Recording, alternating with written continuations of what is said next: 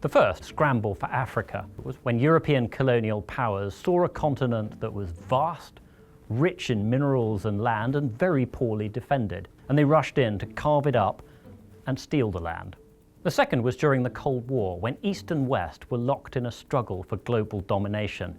That's when the Soviet Union backed Marxist despots all over Africa, and the Americans backed any leader who said that he was in favor of capitalism.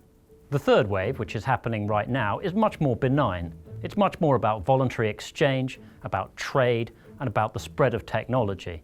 It's a new kind of scramble for Africa, which, if handled well, Africans can win. The old stereotype of foreigners in Africa is that they're only interested in the minerals and not Africa's people. That's still sometimes true, and there are still a lot of corrupt mineral deals going on in Africa. But much more important now is African people. There'll be more Africans in the world than Chinese people by 2025.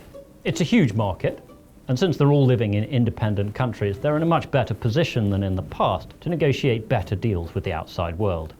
And this has been great for Africans.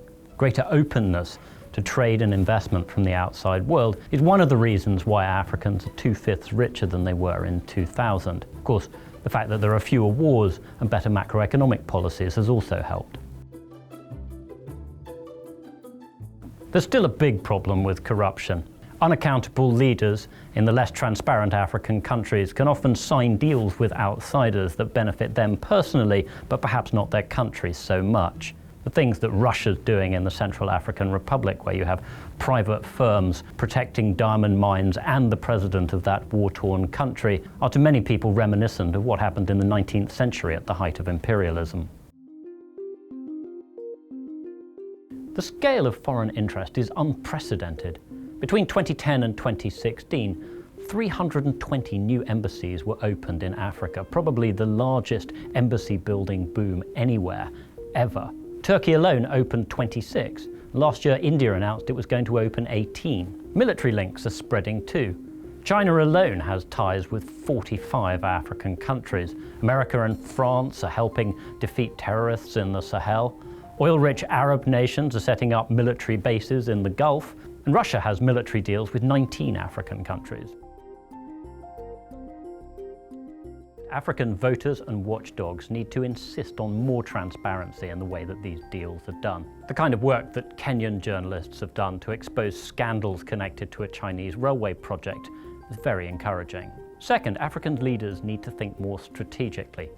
China is one country, Africa's 54. It's going to be much harder for them to drive the right kind of bargains if they let China negotiate with them individually behind closed doors. Even if African unity is a bit of a far-off dream at the moment, at least you could see more regional unity, which would be very useful in negotiating infrastructure projects. Finally, Africans should take what some of their new friends tell them with a pinch of salt. The Chinese government is very keen to tell Africans that democracy is a Western idea and that development needs a firm hand. This may be music to the ears of some of the strongmen on the continent, but African voters should not be fooled by it. There's a lot of research out there suggesting that the African countries that are more democratic tend to grow faster and prosper better. As the population gets more educated and moves into the cities more, we're seeing that they're more critical of governments and giving the ruling party a lower share of the vote.